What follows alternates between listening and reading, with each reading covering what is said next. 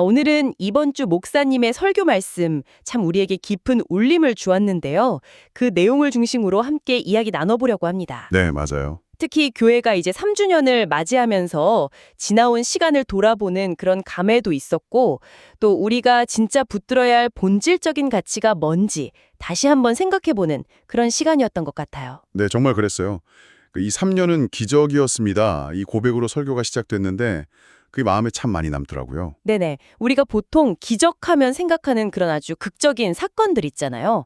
뭐 그런 것과는 좀 다른 아주 근본적인 의미를 짚어주셨죠. 맞습니다. 그러면서 이제 자연스럽게 교회 공동체 그리고 또 우리 각자의 신앙 여정에 대해서도 좀 중요한 질문들을 던져주신 것 같아요. 그렇습니다. 이게 단순히 교회가 뭐랄까 외형적으로 커지거나 아니면 막 분주하게 활동하는 거 그런 걸 넘어서서요. 우리가 매일매일 살아가는 바로 이 세상 속에서 그리스도인으로서 또 교회 공동체로서 어떤 모습으로 있어야 하는가 여기에 대한 깊은 성찰을 좀 이끌어내셨어요. 아, 그렇죠. 특히 그 사도행전 6장에 나오는 초대교회 모습 있잖아요. 네네. 그리고 거기서 세워진 그 직분자들의 본래 사명 이것들을 다시 조명하면서 우리가 가야 할 방향을 아주 선명하게 보여주셨다고 생각합니다. 네, 그래서 오늘은 그 핵심 메시지하고 또 우리 삶에 이걸 어떻게 적용할 수 있을지 그런 점들을 좀 더 깊이 있게 나눠보면 좋겠습니다. 좋습니다. 먼저 이번 주 목사님 설교에서 그 3주년 감격과 감사를 기적이라는 단어로 표현하신 게 참 인상 깊었어요. 그쵸. 근데 바로 그 지점이 어떻게 보면 설교의 아주 중요한 출발점이었다고 생각해요. 흔히 생각하는 것처럼 뭐 죽은 사람이 살아난다거나 아니면 교회가 갑자기 막 폭발적으로 부흥한다거나 뭐 이런 것만이 기적이 아니라는 거죠. 네. 지난 3년 동안 단 한 주도 빠짐없이 하나님 앞에 정말 진실된 마음으로 함께 예배드릴 수 있었다는 그 사실 자체. 와, 그리고 변함없이 그 말씀의 방향을 따라서 계속 걸어가고 있다는 것. 그 자체가 바로 기적이다. 이렇게 강조하셨어요. 와, 정말 그렇죠. 이게 눈에 보이는 어떤 화려한 결과나 사건 중심이 아니라 그 꾸준함, 네, 꾸준함. 지속성, 네, 그리고 방향을 잃지 않음, 여기서 기적의 의미를 찾으신 거잖아요. 맞습니다. 어떻게 보면 그게 더 어렵고 더 본질적인 기적일 수도 있겠다는 생각이 드네요. 네, 그래서 목사님께서 매일 주일을 정말 마지막 예배처럼 드렸다. 이 고백을 하셨을 때 그게 더 큰 울림으로 다가왔던 것 같아요. 아, 맞아요. 우리가 드리는 예배 한 번 한 번이 정말 얼마나 소중한 순간인지, 음, 그리고 그 예배의 여정 자체가 하나님 앞에서 얼마나 의미 있는 기록으로 남는 건지, 그걸 다시 한번 깨닫게 되죠. 뭐 외적인 성공 여부 이런 것과는 상관없이요. 네. 그냥 신실하게 그 길을 걸어왔다는 것, 그 자체. 그것이야말로 정말 하나님의 은혜 없이는 불가능한 기적이다. 이런 통찰을 주신 거죠. 아, 정말 감사한 일이네요. 네. 곧바로 우리 믿는 사람들의 삶의 태도, 여기에 대한 좀 날카로운 성찰로 이어가셨어요. 맞습니다. 저도 들으면서 가슴이 좀 뜨끔하기도 하고, 정말 많은 생각을 하게 만드는 그런 부분이었습니다. 네. 이게 상당히 현실적이고 좀 구체적인 사례들을 들어주시면서 우리 스스로를 돌아보게 만드셨죠. 네. 예를 들면 뭐 병원이나 아니면 공공장소 같은 그런 일상적인 공간 있잖아요. 네네. 거기서 마주치게 되는 일부 목회자분들이나 교회 직분자분들의 어떤 모습들, 그런 이야기를 해주셨어요. 맞아요. 뭐랄까, 마치 당연하다는 듯이 특별 대우를 받으려고 한다거나 아니면 우선적인 편의를 좀 요구하는 그런 태도, 그렇죠. 그런 지적이 있었죠. 이게 섬김을 받는 위치에 너무 익숙해져 버린 나머지 그게 무슨 특권처럼 여겨지는 그런 모습들 말이에요. 네네. 또 교회 밖에서 하는 말이나 행동하고 교회 안에서의 모습이 너무 다른 거, 그런 이중적인 모습에 대한 이야기도 있었고요. 특히 그 한국 분들이 많이 이용한 곳에서 일하시는 분의 증언은 저도 들으면서 좀 충격적이더라고요. 아, 그 이야기. 네. 평소에는 막 함부로 말하고 좀 무례하게 행동하던 사람이 어느 날 교회 직분, 뭐 권사님, 집사님, 장로님 이런 호칭으로 불리는 걸 보고 느꼈던 그 실망감, 네. 그거에 대한 이야기였죠. 바로 그 지점에서 인용하셨던 신학교 교수님의 경고가 굉장히 중요하게 다가왔어요. 아, 맞아요. 그거요. 대접받고 섬김받는 것에 절대 익숙해지지 마십시오. 그게 당연하게 생각되는 순간 여러분은 망하는 겁니다. 오히려 불편해하십시오. 그게 여러분이 사는 길입니다. 와, 이 경고하고 또 다른 대형교회 목사님이 그 비서가 운전하는 차에서 내려서 가방까지 이렇게 건네받는 모습, 이게 딱 대비가 되면서 네. 우리가 진짜 추구해야 할 모습이 뭐고 또 경계해야 할 모습이 뭔지를 아주 극명하게 보여주셨다고 생각해요. 아, 정말? 교회에서 받은 그 직분이 마치 무슨 사회적인 계급이나 지위인 것처럼 행동하는 거. 네. 아니면 세상에서의 삶하고 신앙이 완전히 분리된 채로 살아가는 모습? 이건 분명히 하나님께서 원하시는 모습이 아닐 텐데 그렇죠. 혹시 우리 안에도 그런 모습이 없는지 좀 깊이 돌아보게 되더라고요. 네, 맞습니다. 그렇다면 우리가 교회 공동체 안에서 받은 역할, 그 소위 직분이라는 것의 본래 의미는 뭐고 그 사명은 어디를 향해야 할까? 네. 이번 주 목사님의 설교는 바로 이 핵심 질문에 대해서 사도행전 6장을 통해서 아주 명쾌하게 답을 제시하셨습니다. 아, 이 부분이 설교 전체에서 어떻게 보면 전환점이자 가장 중요한 메시지 중 하나였다고 저는 생각해요. 네. 저도 그 부분이 정말 놀라웠어요. 보통 우리가 교회 직분자 이러면 교회 내부의 여러 가지 봉사나 활동을 열심히 하는 분들 딱 이렇게 떠올리잖아요. 네, 그렇죠. 흔히들 그렇게 생각하죠. 근데 목사님께서는 초대교회에서 처음 세워진 그 7 직분자들은 단순히 교회 안의 일을 위해서만이 아니라 오히려 세상을 섬기기 위해 세워졌다는 점을 아주 강력하게 말씀하셨죠? 정확합니다. 그 사도행전 6장 1절에 보면 제자 수가 막 늘어나면서 공동체 내부에 문제가 생기잖아요. 네네. 그리스말을 사용하는 유대인 과부들이 매일 이루어지는 그 구제 활동에서 소외되는 일이 발생한 거죠. 아, 이게 그냥 단순한 불평이나 내부 갈등 이런 차원을 넘어서는 문제였어요. 당시 사회적으로 가장 취약한 계층이었던 과부들이 기본적인 생계 지원에서 배제되고 있었으니까요. 그런 상황이었군요. 그러니까 공동체가 커지면서 예상치 못한 문제가 생긴 거네요. 네, 그래서 사도들이 이 문제를 해결하기 위해서 아주 중요한 결정을 내립니다. 어떤 결정이었죠? 자신들은 기도와 말씀 사역에 더 집중하고 이 구제와 섬김의 일, 이걸 책임지고 감당할 사람들을 따로 세우기로 한 것이죠. 아하. 이때 기준이 아주 명확했습니다. 신망이 두텁고 성령과 지혜가 충만한 사람. 네. 그런 사람 7명을 선택했는데 스데반 같은 인물이 대표적인 거죠. 아하, 그런데 여기서 목사님께서 딱 주목하신 핵심 단어가 있었잖아요. 네네, 바로 그 구제 또는 접대로 번역된 헬라어 단어였어요. 맞습니다. 바로 디아코니아라는 단어입니다. 디아코니아. 네. 목사님께서는 이 단어의 본래 의미가 단순히 식탁에서 시중 드는 것, serving tables, 이걸 넘어서서 훨씬 포괄적인 섬김을 의미한다고 설명하셨어요. 아, 그리고 교회의 오랜 역사 속에서 이 디아코니아는 교회의 울타리를 넘어서 사회에 소외되고 어려운 이웃들을 돌보는 일종의 사회적 봉사, 소셜 서비스의 의미로 이해되고 또 실천되어 왔다는 점을 강조하셨습니다. 이게 정말 중요한 통찰이었어요. 와, 디아코니아가 그런 깊은 뜻을 가지고 있었군요.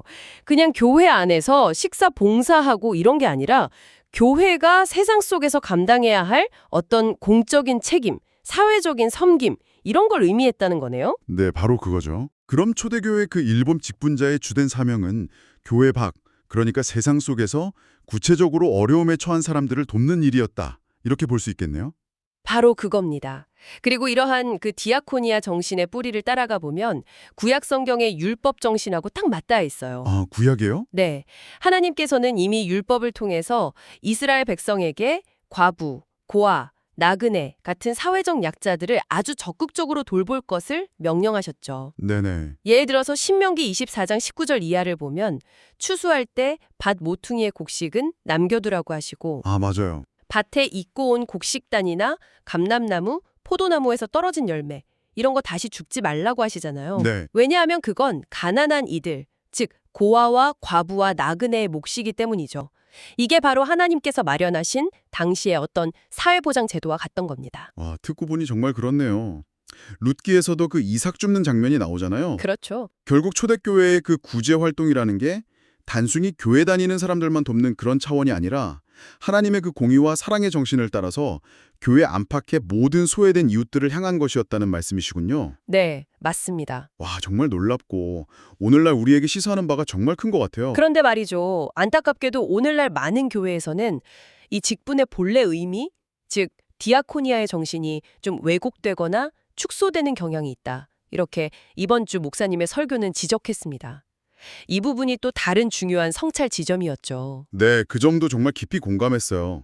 직분이 마치 교회 내에서 어떤 서열이나 계급처럼 여겨지는 그런 분위기가 만들어지거나 혹은 직분자의 충성도를 주로 교회 내부 활동 참여도 이런 걸로 평가하는 경향이 있다는 지적이었습니다. 네. 뭐 새벽 기도나 각종 예배 참석률, 교회 봉사 시간 이런 것들이 때로는 그 자체의 어떤 신앙적인 의미보다는 뭐랄까 목회 성공이나 교회 성장을 위한 어떤 동원처럼 느껴질 수도 있다는 그런 비판이었죠. 심지어는 그 사도행전 6장 본문을 해석할 때 말이죠. 사도들이 더 중요하고 영적인 그 말씀 사역에 집중하기 위해서 상대적으로 덜 중요하고 좀 세속적인 그런 구제와 섬김의 일을 다른 사람들에게 위임했다. 이렇게 가르치는 경우까지 있다는 우려도 제기되었어요. 이건 마치 중세교회가 성직자를 1등 시민으로 보고 그 외의 모든 직업을 가진 사람들을 2등 시민으로 여겼던 것과 비슷한 아주 심각한 오해일 수 있다는 거죠. 하긴 말씀과 기도가 교회의 핵심 동력인 건 분명하지만 그 말씀이 우리에게 궁극적으로 명령하는 게 바로 세상 속으로 나아가서 섬겨라는 것인데 말이죠. 그렇죠. 역할 분담은 필요하겠지만 뭐 중요도에 우열을 두는 건 좀 성경적이지 않다는 생각이 들어요. 맞습니다. 오히려 목사님 말씀처럼 그 구제와 섬김, 즉 디아코니아가 너무나 중요했기 때문에 그 일을 전담할 만한 어떤 영성과 지혜 그리고 신망을 갖춘 인물들을 특별히 세웠다. 이렇게 보는 것이 훨씬 더 타당한 해석인 것 같습니다. 네, 저도 그 말씀에 정말 동의합니다. 바로 그 지점에서 이번 주 목사님의 설교는 우리 모두에게 아주 강력한 도전과 촉구를 던집니다. 네, 더 이상 교회라는 그 울타리 안에만 머물러 있지 말고 세상 속으로 담대하게 나아가라. 이런 외침이었죠. 나가십시오. 세상으로 나가세요. 이 말씀이 정말 강렬하게 들렸어요. 네. 마치 우리를 향한 어떤 파송 명령처럼 느껴졌달까요? 우리가 살아가는 그 삶의 현장, 뭐 가정이나 직장, 이웃과의 관계 속으로 깊이 스며들어서 네. 그곳에서 빛을 발하고 맛을 내고 또 그리스도의 향기를 드러내는 그런 삶을 살아야 한다. 이런 메시지였어요. 네. 그러면서 아주 인상적인 역사적 사례를 들어주셨죠. 네. 그 황제 이야기요? 네, 기독교를 아주 극심하게 핍박했던 로마 황제 율리아니스조차도 자신의 기록에 이렇게 남겼다고 합니다. 저 무신론자 갈릴리 사람들, 이게 그리스도인들을 비하하는 표현인데 자기네 가난한 사람들뿐만 아니라 우리네 가난한 사람들까지도 먹여 살리고 있다. 이렇게요. 와. 그러니까 박해자조차 인정할 수밖에 없었던 그 초기 그리스도인들의 사회적인 선함, 사랑의 실천, 이게 얼마나 강력했는지를 보여주는 증거죠. 그렇죠. 뭐 전염병이 창궐했을 때 다들 도망쳤지만 그리스도인들은 남아서 병든 자들을 돌보았던 그런 역사적 사실도 같은 맥락이고요. 정말 대단하네요. 이게 말로만 하는 신앙이 아니라 정말 삶으로 보여주는 신앙의 힘이 느껴집니다. 네. 교회가 단순히 주일에 그냥 모이는 장소가 아니라 세상 속으로 보냄받은 공동체, sent community, 이 정체성을 회복해야 한다는 말씀이 정말 중요하게 다가왔습니다. 맞습니다. 우리가 받은 직분이나 은사, 이런 게 교회 안에서 뭐 자랑하거나 높아지기 위한 게 아니라 오히려 세상 속에서 더 낮아지고 겸손하게 섬기기 위한 도구라는 것. 이걸 잊지 말아야겠어요. 그렇습니다.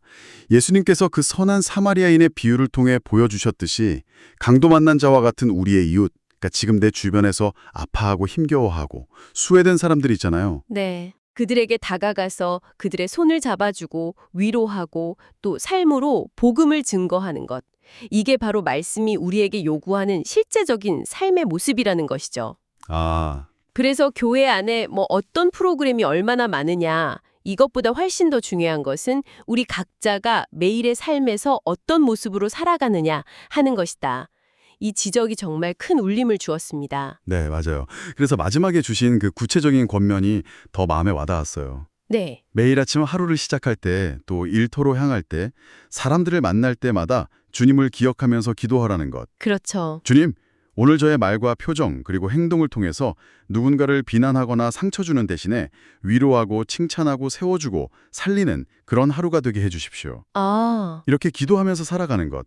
그것이 바로 진짜 예배자의 삶이고 또 세상 속 디아코니아의 실천이 아닐까 그런 생각이 들었습니다. 네, 정말 그렇습니다. 오늘 저희는 이번 주 목사님의 설교 말씀을 통해서 기적의 참된 의미에서부터 시작해서요. 교회 공동체와 또 우리 각자가 세상 속에서 감당해야 할 그 직분과 사명의 본질에 대해 아주 깊이 있는 성찰의 시간을 가져봤습니다. 네.